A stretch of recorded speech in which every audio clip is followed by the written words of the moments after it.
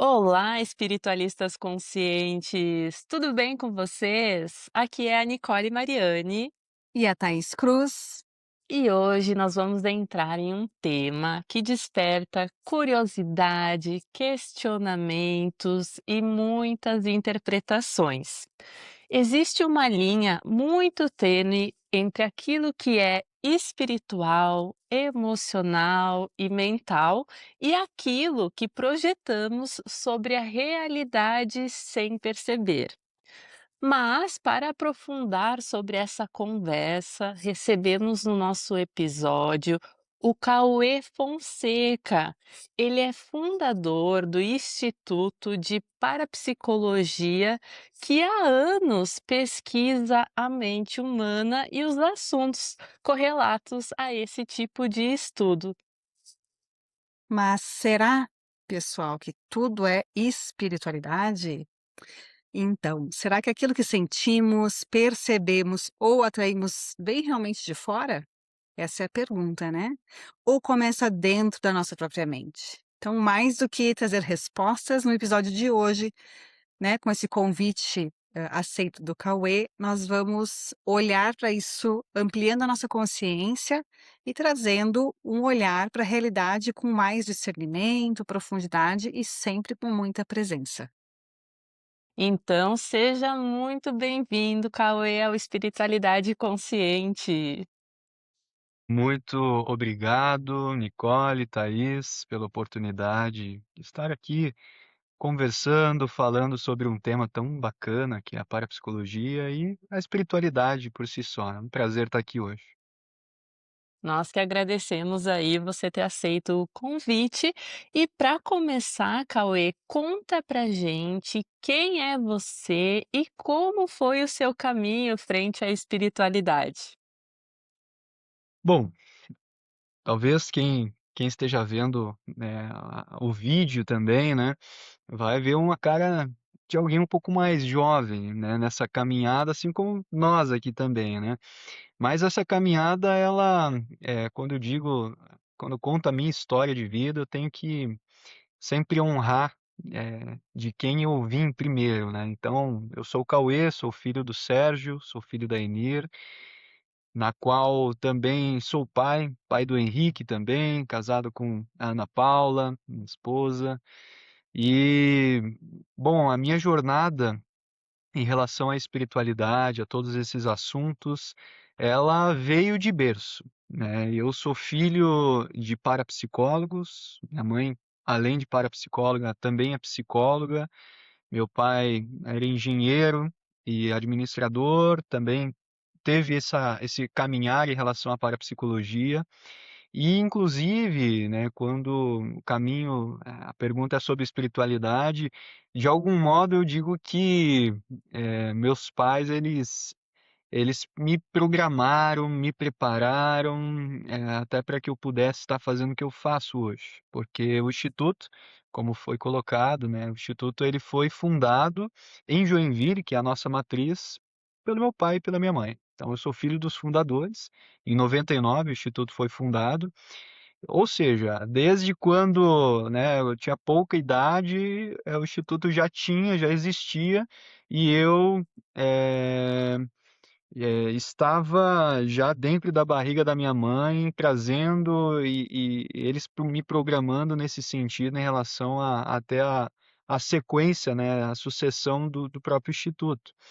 E eu, durante a minha jornada, quando criança também, eu tive, né, algumas sensibilidades, algumas experiências paranormais também, contatos, até na minha profissão também como parapsicólogo, com consciências, com processos de incorporação mediúnica, com eventos, experiências também de telepatia, psicocinesia, que é ação da mente sobre matéria. E de algum modo esse caminho na espiritualidade ele sempre foi muito aberto para mim. Inclusive durante a minha jornada de vida, por questão de origem familiar, né, minha mãe ela teve uma influência cristã muito forte, ela, teve a jornada de vida dela sendo a 11ª filha, ela tem 10 irmãos, ou seja, ela é a caçula, inclusive, e uma família bastante cristã, bastante tradicional. Meu pai já tinha uma linha mais espírita, né, na linha kardecista, e quando eu fui desenvolvendo essa espiritualidade, eu acabei tendo uma liberdade muito grande. Ninguém me forçou nada, ninguém me obrigou a fazer algo que eu não, né, não achava que fazia sentido. Acabei fazendo catequese, mas eu confesso que eu fui um péssimo aluno, né? Eu acabei questionando, perguntando e, de algum modo, isso não era apropriado, né, para aquele local, enfim. Mas a espiritualidade para mim ela é muito mais além do que a religião, muito mais além do que a gente convive, e sim uma visão muito mais ampliada. E aí, durante a minha jornada de vida, eu fiz parapsicologia, comecei o curso muito jovem, assim, com 15 anos de idade eu fiz o curso de formação em parapsicologia. É um curso de 3 anos de formação, então quando eu estava próximo dos 18 anos eu tinha me formado, estava começando a atuar.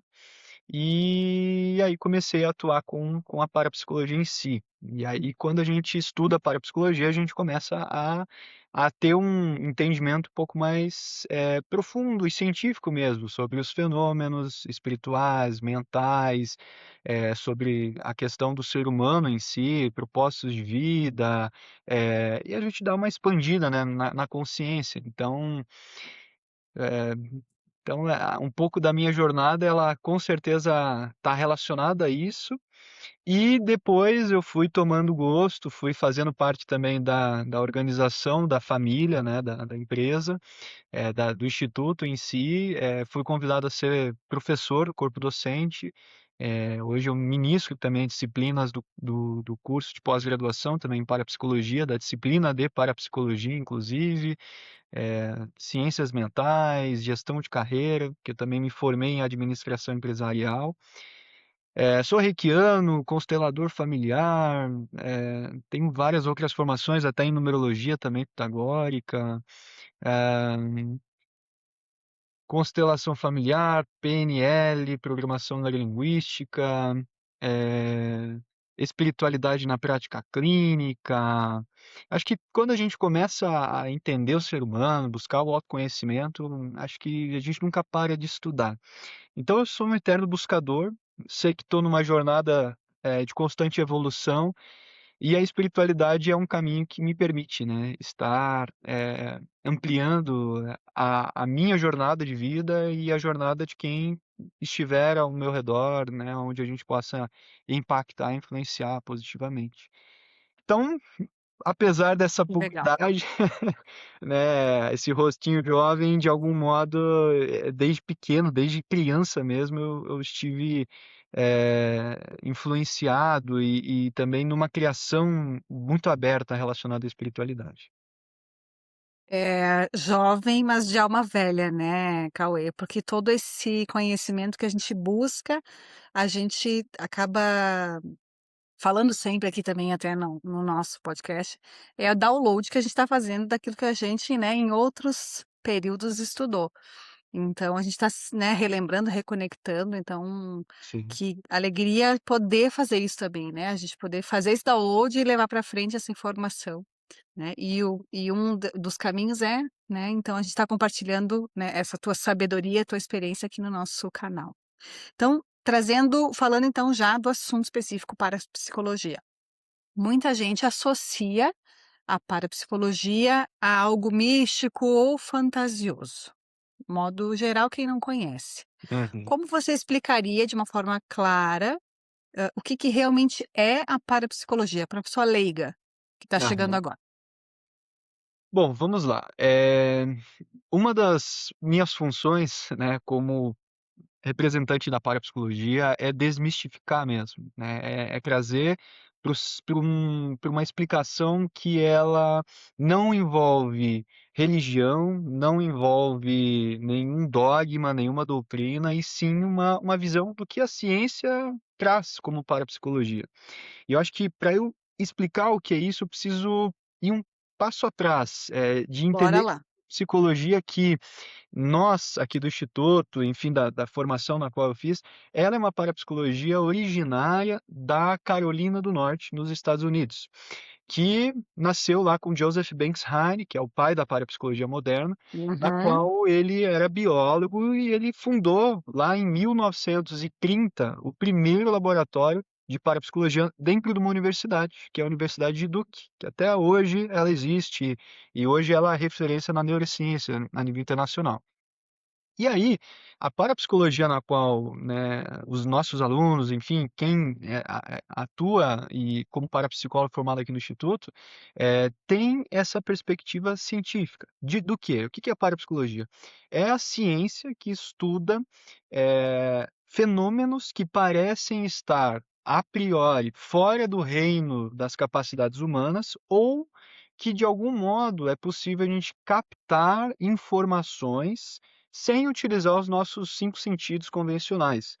Ou seja, é como se eu tivesse, entre aspas, né, um sexto sentido, a capacidade de obtermos alguma informação sem utilizar o que a gente está utilizando aqui agora. A voz, né, e vocês captando, né, todo mundo que está ouvindo, captando através do aparelho auditivo, e sim uma transmissão de informações, por exemplo, por vias telepáticas, através de sonhos, através de contatos com entes, consciências que já faleceram, e não só isso. Porque até então fica um pouco subjetivo, tá, mas como que a gente consegue estar colocando isso dentro de um laboratório? Pois é, a parapsicologia hoje, ela, inclusive com os feitos e com os trabalhos dos cientistas lá da década de 30 do século passado, eles foram fazendo vários experimentos e várias experimentos em laboratório mesmo, na qual já foi comprovado, em termos estatísticos, inclusive, com experiências, alguns fenômenos que a gente chama de percepções extrasensoriais, que são percepções que vão além dos nossos 5 sentidos. Ou seja, é a capacidade de uma mãe que está à distância do filhos, né, em quilômetros ou um local completamente isolado, transmitir, ou o filho transmitir uma informação que está em perigo e a mãe captar instantaneamente. E sem mandar uma mensagem de WhatsApp, sem, né, ninguém avisá-la, mas sim da mãe, ela tem um profundo sentimento de que o filho está passando por algum perigo. E essas percepções, esses relatos, né, dos seres humanos, eles são desde os primórdios da humanidade, né? Essa conexão com o espiritual, essa percepção de obter alguma informação do divino, né, do imaterial, do extrafísico para a materialidade, eh, essa percepção que na parapsicologia a gente enxerga isso mais como uma capacidade do ser humano, né, inata, e não necessariamente como um dom, não necessariamente como algo especial de algumas pessoas, né? Que na verdade na parapsicologia a gente vê que isso pode ser treinado, né? Isso pode ser, isso torna-se uma habilidade ao ponto de realmente você eh, manifestar essas percepções extrasensoriais e outros fenômenos também de psicocinesia, que é a ação da mente sobre a matéria, ou seja, é a possibilidade de movimentar um objeto ou de curas paranormais sem eu estar fazendo uma incisão, um corte, sem eu estar colocando a mão e movimentando, por exemplo, essa bola. Ou seja, eu até trouxe aqui um exemplar de que isso aqui é uma colher, né? Uma colher, inclusive, do Uri Geller, né? O Uri Geller, enfim, a gente teve uma rápida passagem em Israel com ele, no museu dele. Ai, que Tivemos a legal. sorte de conhecê-lo pessoalmente e quando a gente disse que era parapsicólogo, ele não ele ficou em êxtase também. Foi lá dentro do museu, pegou uma colher, entortou na nossa frente, assinou e deu pra gente. Ou seja, Uau! é incrível, assim, os fenômenos, como que eles se manifestam mesmo, né. E a parapsicologia, ela é o estudo relacionado a esses eventos que parecem, a primeiro momento, serem incomuns, serem, entre aspas, paranormais. E eu coloco entre aspas, porque esse termo na nossa área, né, na própria parapsicologia, ele mais afasta as pessoas, né, do que aproxima. "Nossa, você é paranormal, então você é diferente da maioria das pessoas". Sabe, a paranormalidade, ele é um termo que na ciência foi o que eles conseguiram encontrar para descrever o que é diferente da normalidade. Na psicologia tem a psicologia anomalística, hoje tem um termo mais interessante que são experiências não ordinárias, que, né, Hum, parece que faz mais sentido até na ciência, quando se pesquisa, os pesquisadores eles, estão colocando muito, a questão das experiências não ordinárias, que são experiências que parecem ser diferentes do comum, diferentes da normalidade, né. Eu gosto de colocar entre aspas, sim, porque imagino que nesse podcast e assim como nossos alunos e as pessoas que chegam até nós, estão repletas de experiências como essas, né, e são com pessoas certeza. coerentes, racionais, inteligentes, sábias, ou seja, são, entre aspas, "normais" também, né, então eu tenho um cuidado de falar sobre a paranormalidade, o termo paranormal, que é mais uma questão pessoal mesmo, porque quando a gente começa a ver os estudos, na verdade isso tá mais para ser, anormal quem não passou por ter uma experiência como essa em vida, do que necessariamente alguém que não relata alguma experiência como essa. Mas, Cauê, assim, a parapsicologia, pelo que você está nos trazendo, nós estamos falando de mente, de energia, de consciência, tudo isso integrado. Mas Uhum, na sua visão, aonde que termina o fator psicológico e aonde que começa o que as pessoas chamam de espiritual? uhum.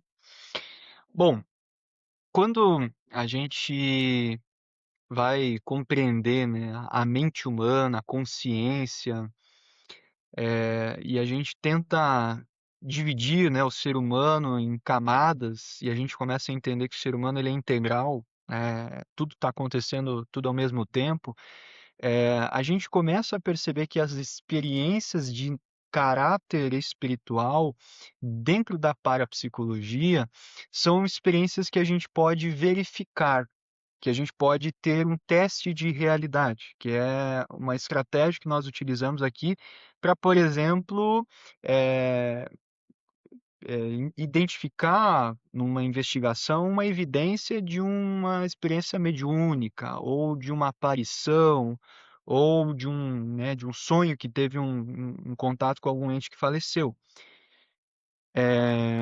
Eh, essa questão de qual a fronteira, né, da onde que é a questão psicológica e espiritual, ela é um debate muito complexo, até na própria ciência, de conseguir trazer com clareza essa divisão, essa ruptura ou a fronteira, não, a partir de agora, né, quando se fala sobre tais experiências, a gente está falando do âmbito espiritual.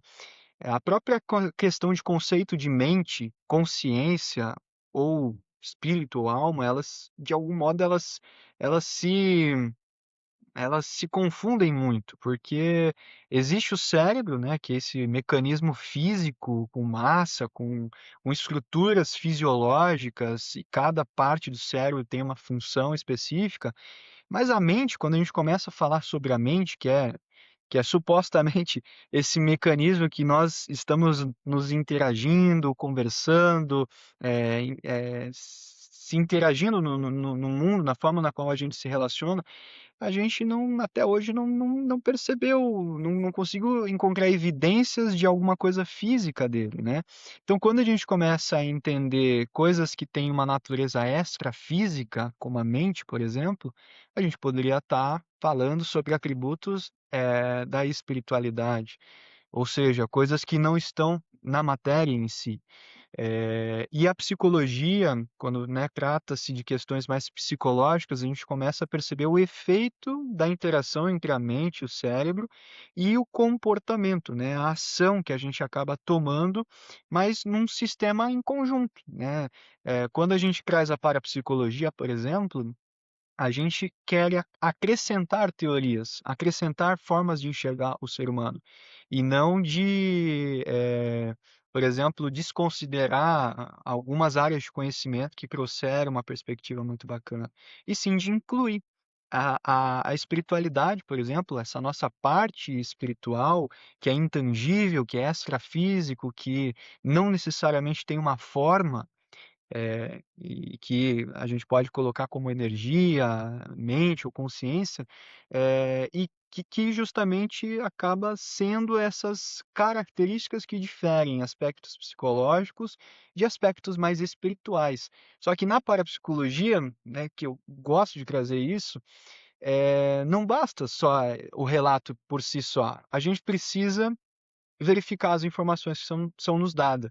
Então, por exemplo, na parapsicologia, para que a gente consiga, eh, levantar uma evidência sobre alguma experiência, por exemplo, mediúnica, o médium ou a consciência que transmite a informação, a gente geralmente pergunta o nome, a gente pergunta, eh, quem ele foi, né, enquanto estava encarnado aqui, de algum modo também, se ele consegue trazer alguma informação na qual a pessoa vai transmitir a informação, ela entenda que a consciência que está sendo transmitida, utiliza-se de pronomes pessoais particulares, que faça com que o outro consiga identificar a entidade. A assinatura, por exemplo, é uma forma de verificação, eh, traços de personalidade. Então, para que a gente consiga levantar essas evidências, a gente precisa de realmente testes, verificações, para que assim a gente consiga apontar que aquilo realmente foi uma experiência mediúnica ou uma projeção, um desejo, ou enfim, uma alucinação, por exemplo. E dentro desse olhar, desses estudos, dessa pesquisa que tu trouxe esses exemplos, tem como a gente diferenciar o fenômeno psíquico interno, que a pessoa mente, de uma possível, influência externa espiritual? Sim, dentro da parapsicologia, quando a gente vai estudar, né, os fenômenos de percepção extrasensorial, por exemplo, né, são fenômenos que a forma de manifestação delas, de acordo com a Luísa Heine, que também é uma autora, pesquisadora na área da parapsicologia, ela traz algumas formas de como que esses eventos acontecem.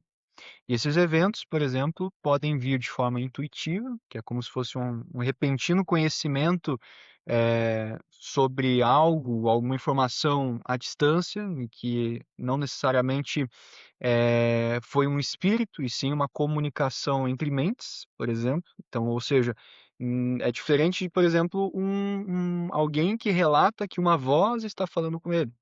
Ou seja, é uma voz externa a ele que transmite a informação, e o indivíduo que chamamos ele de receptor da informação, transmite a informação a partir de algo, né, de uma voz externa, de alguma coisa que vem, que se comunica e ele repassa essa informação. Então, uma das maneiras de identificar a diferença de uma influência espiritual externa é a origem da informação. Porém, nós, como temos uma mente, uma consciência, nós também temos os fenômenos internos, né, psíquicos, que podem vir, por exemplo, de forma intuitiva. Os sonhos, por exemplo, é um meio de manifestação, que não necessariamente é espiritual e que acontecem, eh, sonhos telepáticos, comunicação telepática. Tem, por exemplo, relatos de pessoas que tem um forte vínculo afetivo com algum membro da família, né, e que esse membro da família sofreu um acidente. E vários membros da família sonharam naquela mesma noite que fulano tinha sofrido um acidente. Ou seja, sonhos que até têm características em comum e que não necessariamente foi um agente espiritual trazendo essa informação. E sim, na parapsicologia, a gente identifica como uma teoria que traz um embasamento sobre o que a gente fala, de um entrelaçamento mesmo, de um entrelaçamento quântico. Quântico. Eh, Uhum. a gente percebe que quando uma partícula está vinculada, e esse vínculo, quando ele acontece, acontece devido uma necessidade, uma afetividade, um grau de conexão muito forte entre as pessoas, e isso pode ser, por exemplo, como eu mencionei, mãe e filho, grandes amigos, casais, ou até mesmo relação de paciente e profissional. Ou seja, as pessoas elas se vinculam ali e a gente percebe esse tipo de captação dessas informações eh, internamente. Vou dar um exemplo, né? Quando devem ter muitos reikianos aí que fazem as práticas de reiki e de repente eles estão lá colocando a mão sob o corpo, né, não colocando a mão necessariamente no corpo daquele paciente. E enquanto ela está captando, né, canalizando a energia do reiki, muitas vezes as pessoas elas recebem informações, às vezes de uma questão, uma região do órgão que está com alguma disfunção, sente às vezes até no próprio corpo alguma questão que o paciente está tendo, depois verifica essa informação, pergunta, né, como que está a sua saúde, como que está nessa região específica, e de repente se confirma aquela informação. E então, quando a gente percebe que a informação ela é dentro, e não vem de uma origem externa, a gente consegue diferenciar, a percepção extrasensorial, né, de obter essa informação pelo nosso equipamento, pela nossa inteligência mesmo, porque somos um ser, muito inteligente, a consciência, a mente, ela é muito, muito, muito, poderosa mesmo, ela tem um potencial psíquico muito grande mesmo, e informações que vêm de forma espiritual, né? Quando vem de uma forma externa, ou um contato com algum guia, com alguma entidade, com alguém que se identifica muitas vezes e é o transmissor dessa informação. Então, aí a gente consegue ter algumas pistas de como que se diferencia, né, essas questões mais internas de questões espirituais, né, externas. Mas, Cauê, você que estuda isso há tanto tempo, na maioria dos casos, você vê, influências espirituais ou mais projeções da própria mente? Bom, eh quando a gente vai estudar, né, e até em consultório, por exemplo, né, a gente percebe que existem muitas questões psicológicas, né, de natureza mental. Desejos, frustrações, traumas, enfim, questões que o indivíduo passou e que de algum modo isso esteja influenciando. Tanto é que, por exemplo, vou dar um exemplo de uma experiência que na parapsicologia por muito tempo achava-se que ela era espiritual, né, puramente espiritual, e com os estudos e investigações foi percebendo que muitos desses eventos era ação da mente e não uma ação espiritual. Esse fenômeno na parapsicologia, chama-se poltergeist, na qual, na tradução, chama-se espírito barulhento ou espírito brincalhão, né, na sua origem. Tem até um filme sobre isso, né. É um filme, exatamente, exatamente. Ou seja, lá no século XIX começaram a estudar isso, e até trazendo um pouco da história da parapsicologia, um dos primeiros grupos que começaram a estudar esses fenômenos chama-se a Sociedade de Pesquisa Psíquica, que é a Society for Psychical Research, que é fundada em Londres, 1882. E era o quê? Vários cientistas de diferentes áreas, matemáticos, astrônomos, eh, historiadores, pessoas que estavam contribuindo com a área da ciência naquela época, se juntaram e: "Olha, vamos começar a estudar os fenômenos psíquicos a partir de agora". E eventos assim aconteciam, né, poltergeist, aparição, eles queriam entender o que acontece quando as pessoas morrem, para onde a gente vai, aquelas perguntas, né, que desde a Grécia Antiga os filósofos buscavam respostas.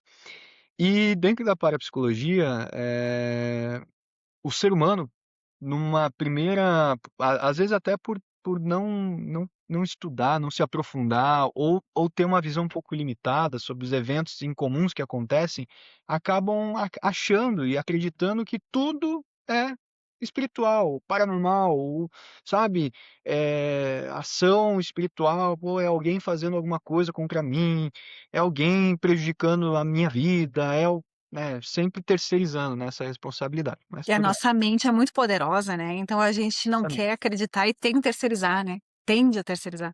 Exatamente, é mais fácil, né. Nossa, é muito mais fácil Certeza. apontar culpados do que eu olhar para quem eu sou e enxergar e fazer uma coisa diferente, né.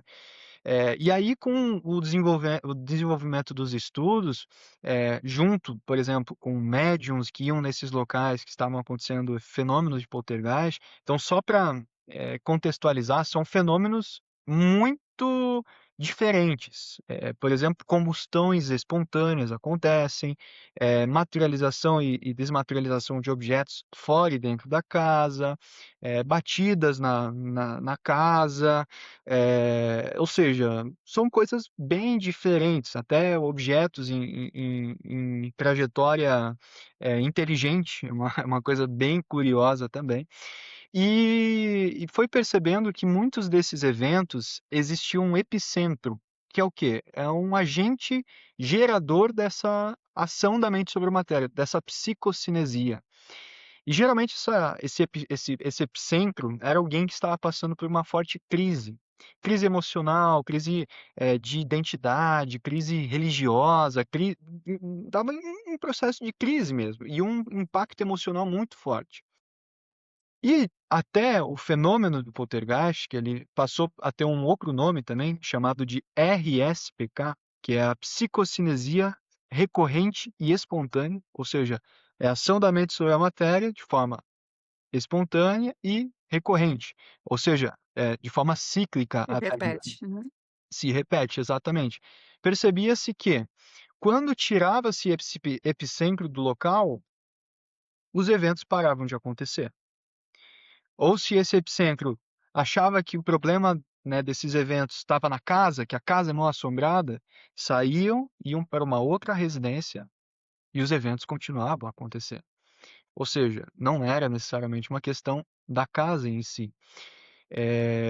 E aí, na parapsicologia, a gente foi percebendo que, em alguns casos, mas não todos, parecia haver uma influência espiritual, mas isso quem dizia era, por exemplo, um trabalho que era feito com, médiuns, que existia um histórico, um rigor, né, nessa seleção desses médiuns ou sensitivos que iam até o local para verificar se existia alguma, informação espiritual ou uma interferência. Em muitos casos, não, em muitos casos era uma ação da mente sobre a matéria por alguém que estava realmente passando por um desequilíbrio mental, emocional, e como forma de drenar, não de drenar, mas de levar essa energia acumulada para não prejudicar o próprio corpo, a energia psíquica, ela era, manifestada no ambiente, né, com esses eventos bastante, eh, cabeludos e diferentes, assim, que é a característica do evento de poltergeist.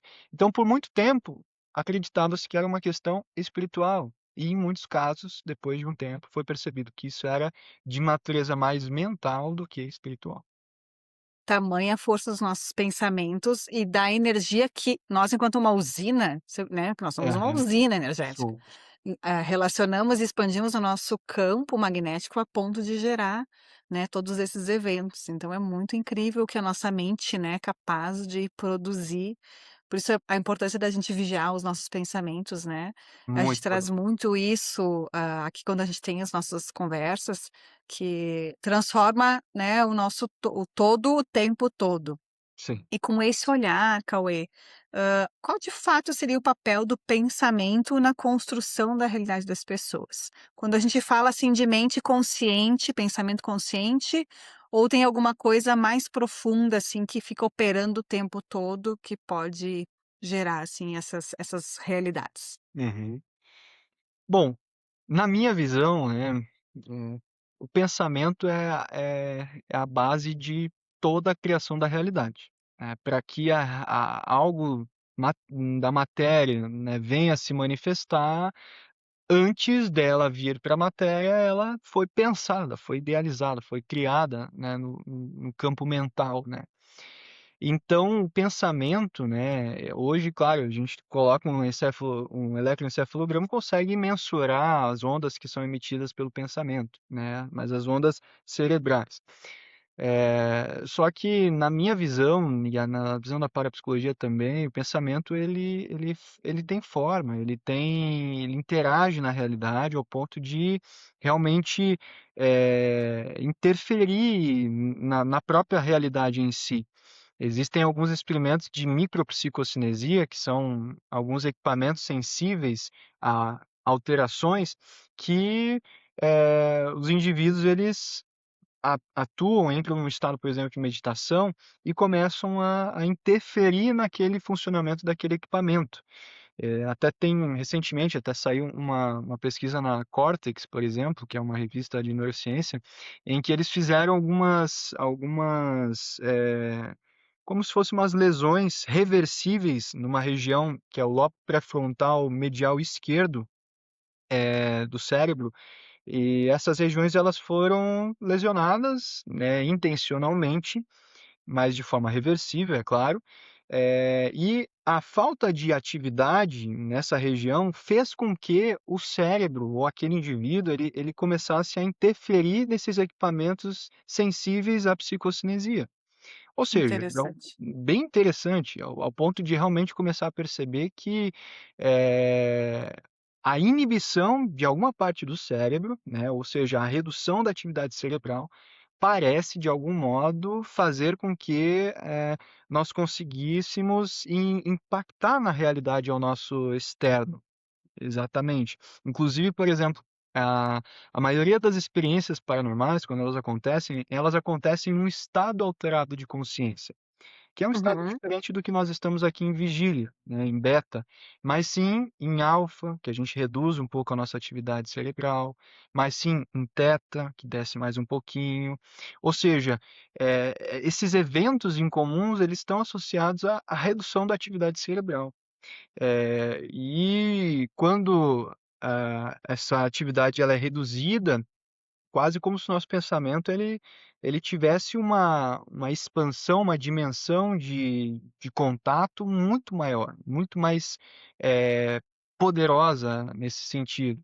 Até tem alguns experimentos, imagino que vocês já conheçam, do Masaru Emoto também, do poder da palavra, das influências dele em relação a moléculas de água, o próprio poder da palavra em si, né.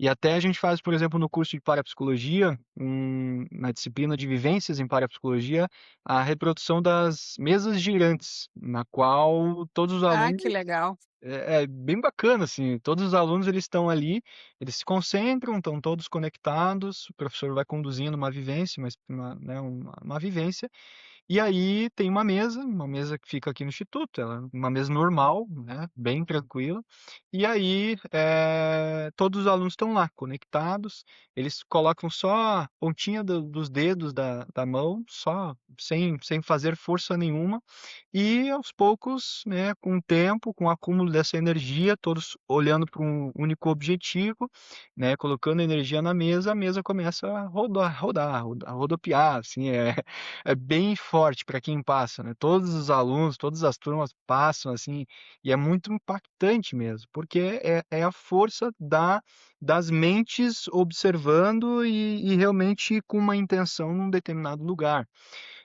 Existem alguns outros experimentos, por exemplo, de colocar meditadores num determinado local, né, numa cidade em que aconteciam muitas mortes, brutais, assim.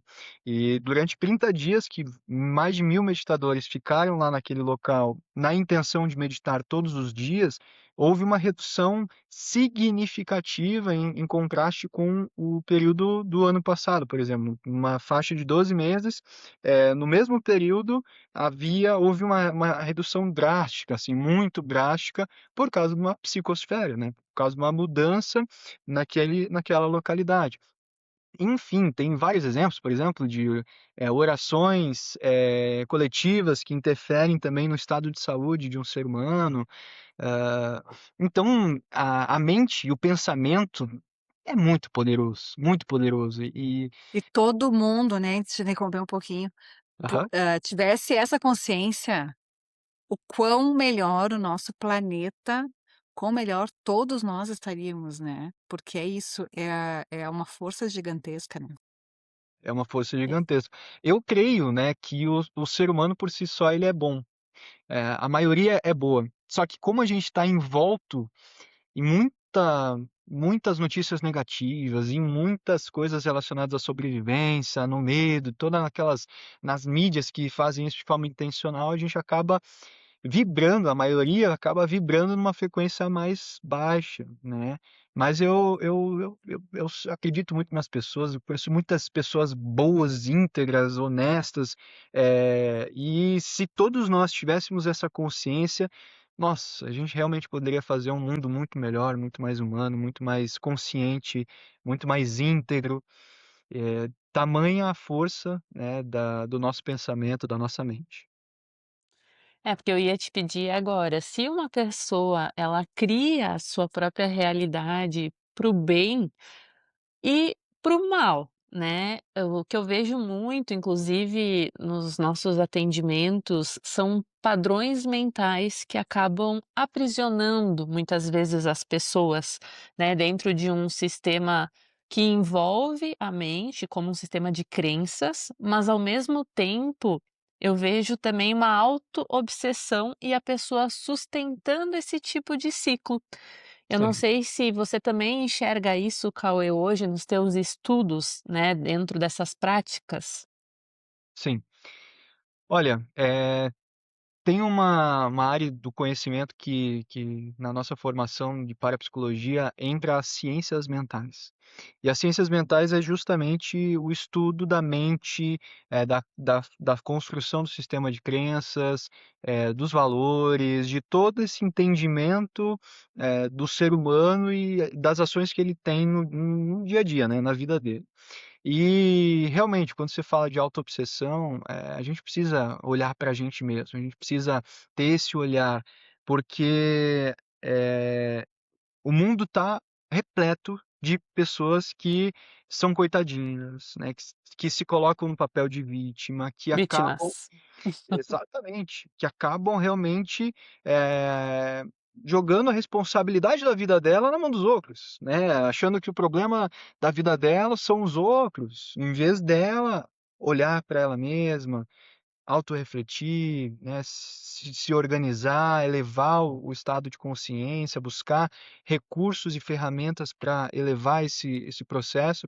E na parapsicologia a gente identifica muito isso, porque a gente aprende técnicas de acesso ao subconsciente, que é a hipnose, a regressão de memória.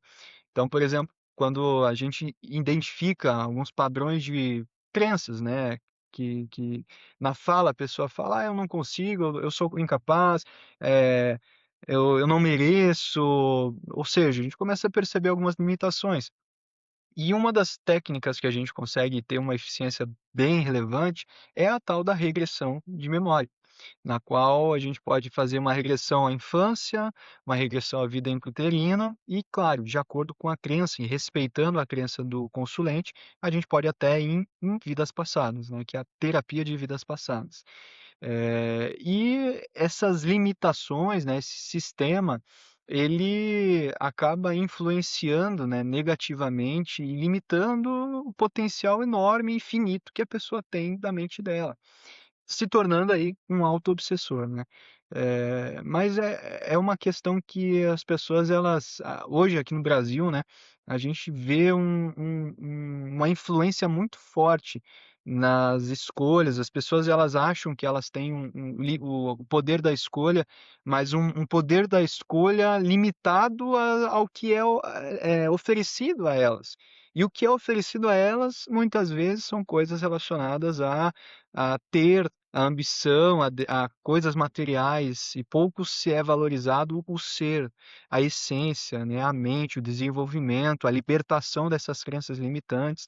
e libertar a mente, né, desbloquear esses problemas que as pessoas vão limitando, e muitas vezes por causa de padrões dentro da família, às vezes de escassez, de não merecimento, de distorcer o sentido da humildade, né, às vezes a própria influência cristã, respeitando as religiões, mas de algum modo acaba a forma como é transmitida alguns versículos e quando chega para aquele indivíduo que às vezes não tem um mais profundo, né, sobre a realidade, vê de uma forma literal. Por exemplo, quando né, um representante religioso diz que é mais fácil um, um, um, um- um pobre entrar no céu do que um rico entrar num buraco de uma agulha. Exato, Ou do seja, caminho.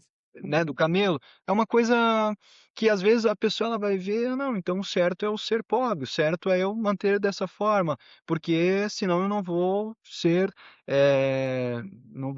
não vou ter o meu lugar lá no céu, ou seja, aquela ideia do Deus que julga, né, o Deus que pune, o Deus que está toda hora olhando, né, ó, cuidado, né, para não cometer um pecado.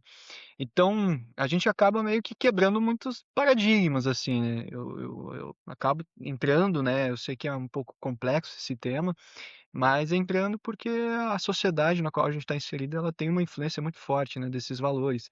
Claro que tem muita coisa boa também, né? Dos valores cristãos, e enfim, mas tem que ter um olhar um pouco mais profundo, né, desses entendimentos. Às vezes, pessoas mais simples elas não acabam vendo isso quase que de forma literal, e isso vai gerando limitação, passando de geração em geração, até ter, às vezes, alguma ovelha negra, né, que rompe o dentro da família, né?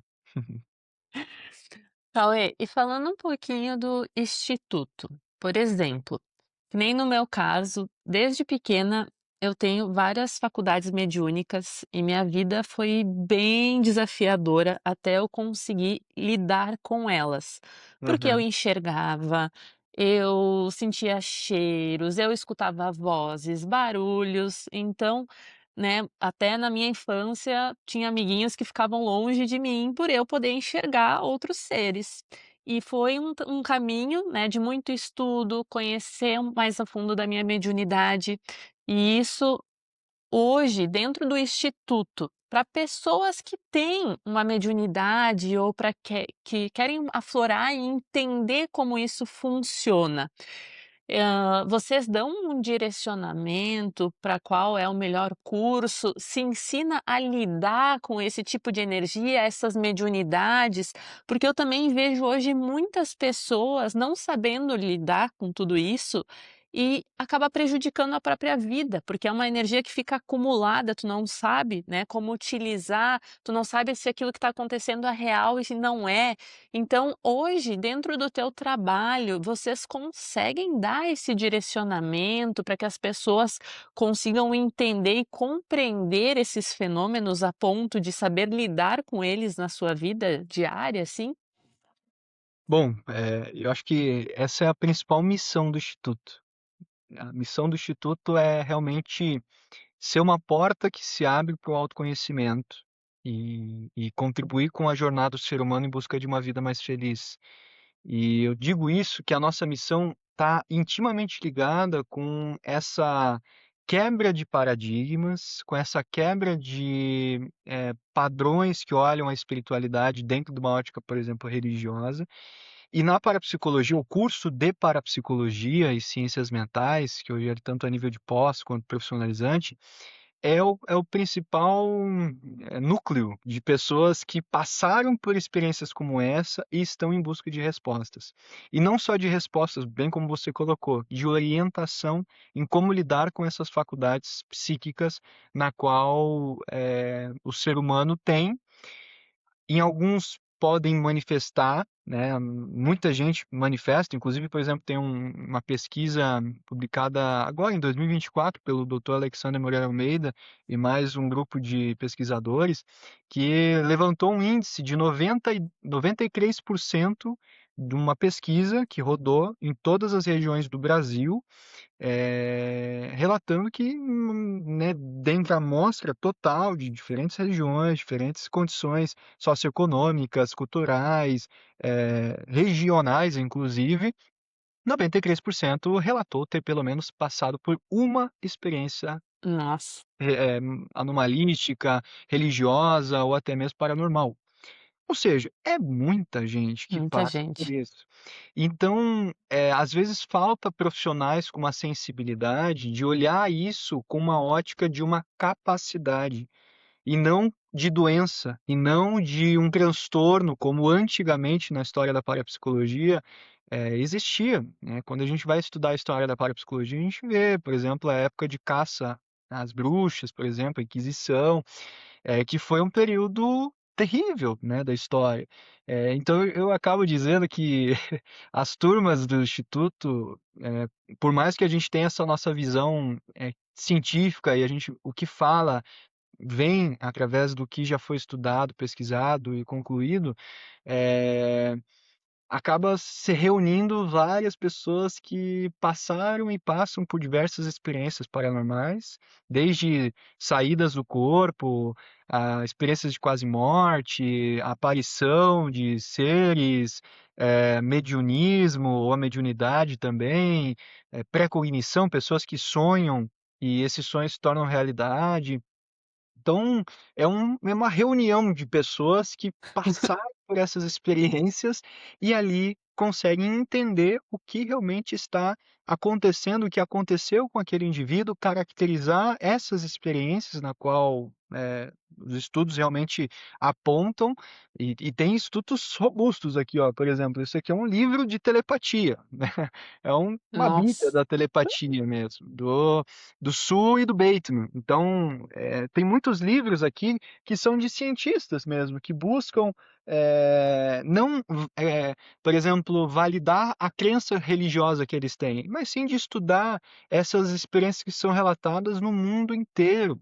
Então, acho que o principal diferencial do Instituto é que a gente estuda a espiritualidade, os fenômenos psíquicos, sem entrar nesse universo dos dogmas, das doutrinas, e sim com uma visão, mais humana, entendendo que isso são potencialidades e não transtornos, como antigamente, né, e é um papel meu aqui também, a gente quando vem para o Brasil aqui, a gente tem um desafio.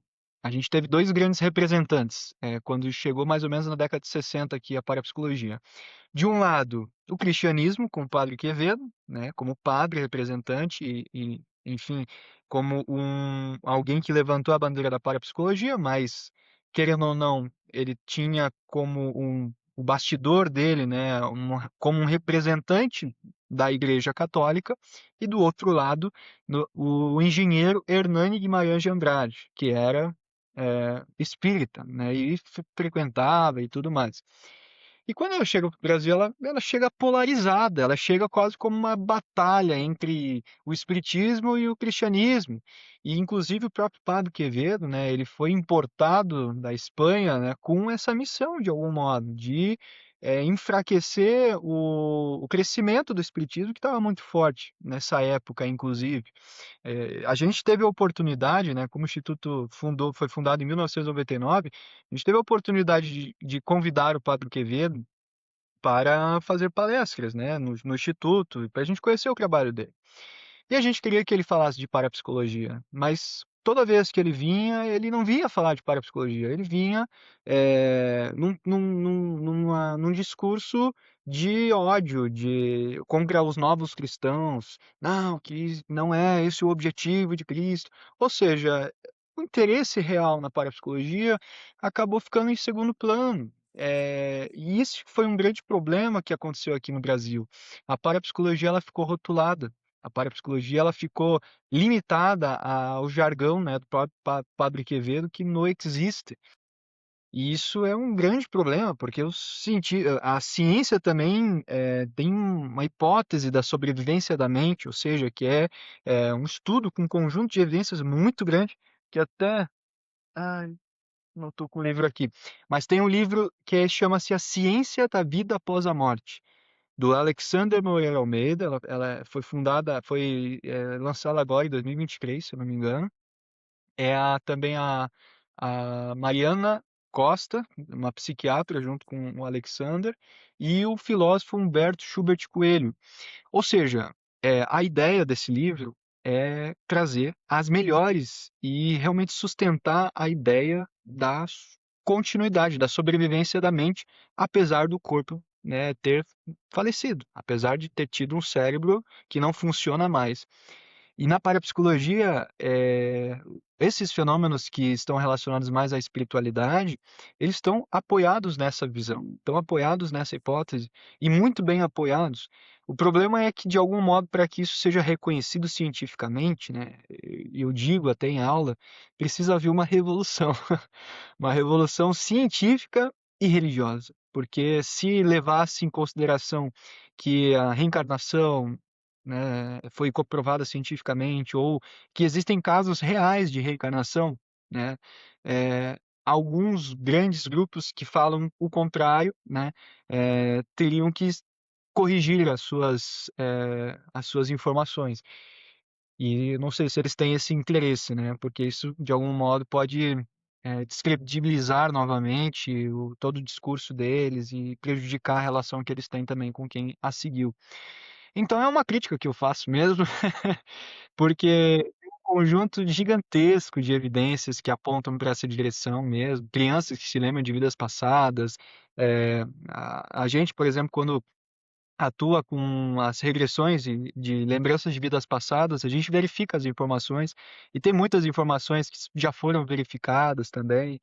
Então, é muito interessante assim esse universo. E se você que está ouvindo, você também, Nicole, que vivencia isso, quer ter um entendimento que vai sob uma ótica que não é religiosa, que não é doutrinária, né?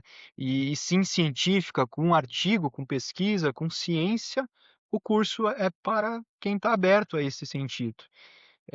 Porque é incrível, assim, é um divisor de águas. A gente passa por experiências, a gente estuda, entende os fenômenos, todos esses fenômenos, são muitos fenômenos que a parapsicologia estuda, e realmente a gente faz expandir a nossa consciência. E o mais importante, a gente está em volta de pessoas que também passaram por essas experiências que a pessoa passou e que não estão num ambiente que são julgadas. Eu acho que esse é o principal fato. Ali a gente compartilha as coisas sem julgamento, a gente estuda, a gente vai além, a gente acolhe, a gente entende que isso é real e não é uma coisa da nossa cabeça. Sensacional, Cauê, muito conhecimento. Para mim, isso é espiritualidade, é sem dogmas, é sem religião, é com ciência, com estudo, né, com a cabeça aberta, que é esse o objetivo, né, de estar trazendo esse assunto. E para a gente finalizar, se você pudesse deixar uma última mensagem para quem está buscando entender melhor a mente, a consciência, qual seria? Bom, acho que eu vou ser, eu vou finalizar com uma frase do Jung, né? Que ele diz que quem olha para fora sonha, mas quem olha para dentro desperta. E eu acho que o caminho da consciência ele é dentro, ele é interno. A espiritualidade, ela não é lá fora, não é na igreja, não é lá no templo, mas é sim aqui dentro, dentro do nosso coração, dentro da nossa essência, dentro da nossa alma. Então, se for para finalizar e trazer uma mensagem para os ouvintes, busque, tenha curiosidade de conhecer quem você é. Tenha curiosidade de mergulhar dentro do teu ser, tenha curiosidade de passar por experiências que façam você mergulhar na tua essência, na tua parte mais profunda, na tua verdade interna. Às vezes a gente fica buscando fora gurus, né, mestres, pessoas que querem, né, dar as respostas e pode ter certeza, todos eles vão concordar e vão falar que a resposta ela está dentro de cada um de nós. Então busque dentro e não busque fora. Então técnicas que ajudam a fazer esse mergulho para dentro, vá fundo, porque é aí que a gente realmente desperta para a nossa realidade interna, e quando a gente desperta, a gente vê um mundo muito infinito, muito grande, e toda a transformação ela começa de dentro para fora. Então, eu acho que talvez esse seja o caminho. E uma das formas também, né, de buscar esse conhecimento dentro é estudando, é meditando, é participando de técnicas, é mergulhando. Então, eu acho que eu finalizo esse momento trazendo essa provocação, procure dentro mesmo e não fora. Muito bom, Cauê. E quem quiser conhecer um pouco mais sobre o teu trabalho, sobre o trabalho do instituto, onde pode encontrar vocês? Bom, é só pesquisar mente.com.br, lá é o nosso site, lá você vai ver a nossa história de 27 anos, os cursos que já aconteceram, as turmas que já se formaram, o corpo docente, a matriz que fica em Joinville e também aqui em Curitiba, né, na qual eu sou diretor aqui, em Curitiba. E, vai ser um prazer, né, participar de eventos que a gente faz também gratuitamente, eventos, cursos também, tanto online quanto presencial. E também tem o nosso arroba, né, o Parapsicologia Curitiba, que é do instituto aqui de Curitiba, e o Parapsicologia Joinville, que é o instituto de Joinville. Então, vai ser uma satisfação, receber vocês, fazendo uma visita ou entrando em contato. E Nicole, agradeço muito, né, Nicole e a Thaís, a oportunidade de estar vindo aqui falar sobre esse universo que eu amo de paixão. É a minha missão de vida e eu tenho o maior prazer de fazer isso.